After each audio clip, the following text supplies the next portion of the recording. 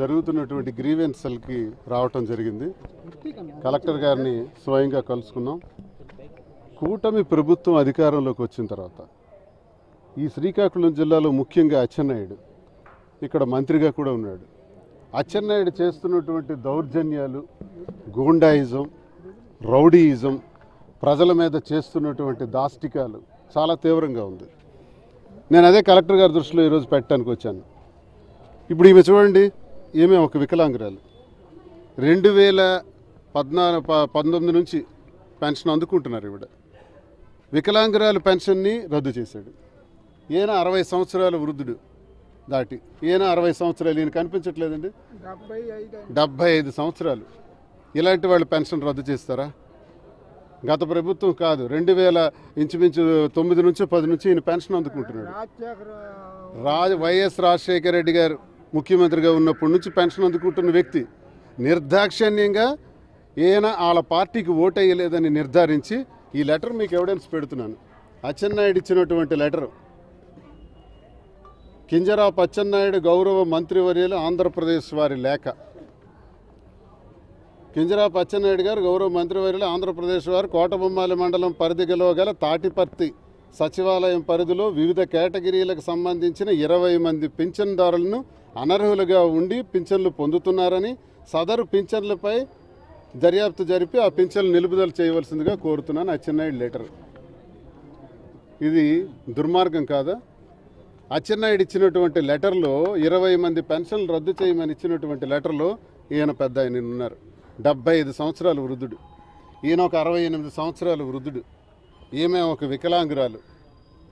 ఇలాంటి వాళ్ళు ఇంకా కలెక్టర్ గారి దగ్గరికి రావటానికి రాలేని పరిస్థితుల్లో ఉన్నటువంటి వాళ్ళు.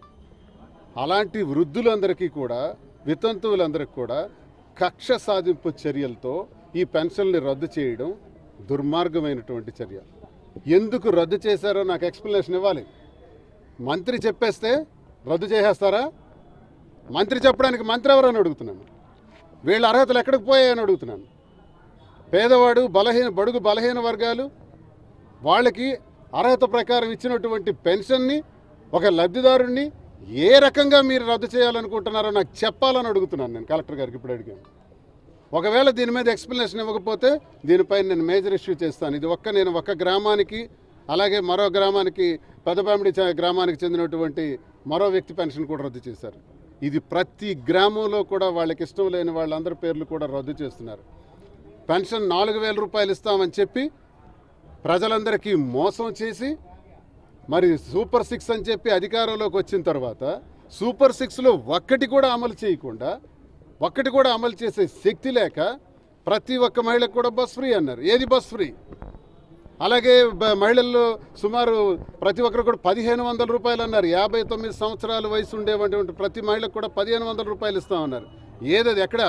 3 సిలిండర్స్ అన్నారు. ఒక సిలిండర్ కూడా ఇంకా గతి లేదు. నిరుద్యోగులందరూ 20 లక్షల మందికి 3000 రూపాయలు చొప్పున ఇస్తామన్నారు. అవి ఏమీ చేయలేదే. అధికారంలోకి వచ్చిన వెంటనే పెన్షన్ 4000 రూపాయలు ఇస్తామని చెప్పి ఇలాగ పెన్షన్లు కోత వేయటం, మీ పార్టీకి ఓటు వేయలేదని చెప్పి వాళ్ళని హింసించటం, వాళ్ళ జీవితాలను నాశనం చేయటం ఎంతవరకు సబ్బని అడుగుతున్నాను. ఇంతేకాదు, పేదవాళ్ళందరి మీద కూడా 17,000 కోట్ల విద్యుత్తు ఛార్జీలు అదనంగా పడ్డాయి. దీనిపైన కౌన్సిల్లో గట్టిగా ఫైట్ చేసాం. కౌన్సిల్లో మేమందరం ఎమ్మెల్సీలు అందరం కూడా వాకౌట్ చేసాం. వాకౌట్ చేసి ఈ బిల్లుకు మేము సహకరించమని చెప్పాం. అయినా బిల్ పాస్ చేశారు. దానివల్ల ఈ రాష్ట్రంలో ఉండే ప్రతి లబ్ధిదారుడు, కరెంటు వినియోగించే వినియోగదారుడు ప్రతి ఒక్కరి మీద కూడా అదనపు బిల్స్ ఛార్జీలు పడ్డాయి. చంద్రబాబు నాయుడు చెప్పాడు, నేను అధికారంలోకి వస్తే ఎన్నికలు విద్యుత్ ఛార్జీలు పెరగవు అని చెప్పాడు, పైగా తగ్గిస్తాను అని చెప్పాడు. కానీ వచ్చి 6 నెలలు కాలేదు, అప్పుడే అదనపు విద్యుత్ ఛార్జీలు భారం ప్రజలపైన వేశారు. ఈ పెన్షన్లు కోత ప్లాన్ చేస్తున్నారు. దీన్ని తీవ్రంగా మేము పరిగణిస్తున్నాం. ఈరోజు నేను కలెక్టర్ గారి దగ్గరికి వచ్చి విన్నవించుకోవడం జరిగింది. వీటిని వెంటనే పునరుద్ధరించకపోతే ఇది ఉద్యమంలా మారుతుంది. అందరితో కలిసి నేను రోడ్డెక్కి అవసరమైతే దీనిపైన గట్టిగా పోరాటం జరుగుతుందని నేను ఈ ప్రభుత్వానికి హెచ్చరిస్తూ, మంత్రికి కూడా ఇలాంటి పద్ధతులు మానుకోవాలని, అర్హులపైన ఎక్కడైనా కూడా మీరు కానీ ఇలాంటి విషయాలు, ఇలాంటి చర్యలు కానీ తీసుకుంటే తీవ్ర పరిణామాలు ఎదుర్కోక తప్పదని, ప్రజా ఉద్యమం తప్పదని, ప్రజాగ్రహానికి గురికాక తప్పదని హెచ్చరిస్తూ కలెక్టర్ గారు వెంటనే ఈ సమస్యను పరిష్కరించి ఈ పెన్షన్లన్నింటినీ పునరుద్ధరించాలని నేను కోరుకుంటూ ఈరోజు కలెక్టర్ గారిని నేను కలవటం జరిగింది. అలాగే హుదూద్ బిల్డింగ్స్ సంతబొమ్మాళి మండలంలో హుదూద్ టైంలో నష్టపోయిన వారికి 38 మందికి ఇళ్ళు ఇవ్వటం జరిగింది. అప్పుడు కలెక్టర్ సాక్షాత్ నివాస్ గారి ఆధ్వర్యంలో ప్రభుత్వ ఆదేశాల మేరకు ఇవ్వటం జరిగింది. ఆ ఇళ్ళు కూడా రద్దు చేయడానికి మరి ప్రయత్నం చేశాడు అచ్చెన్నాయుడు. ఆ ప్రయత్నంలో భాగంగా మేము కోర్టుకు వెళ్ళాం. కోర్టుకు వెళ్తే 38 మంది కూడా స్టేటస్ కో విధించింది కోర్టు. కాబట్టి ఆ పట్టాలు ఎట్టి పరిస్థితుల్లో కూడా క్యాన్సిల్ చేయడానికి వీల్లేదు. ఈ విషయాన్ని కూడా కలెక్టర్ గారి దృష్టిలో పెట్టాను.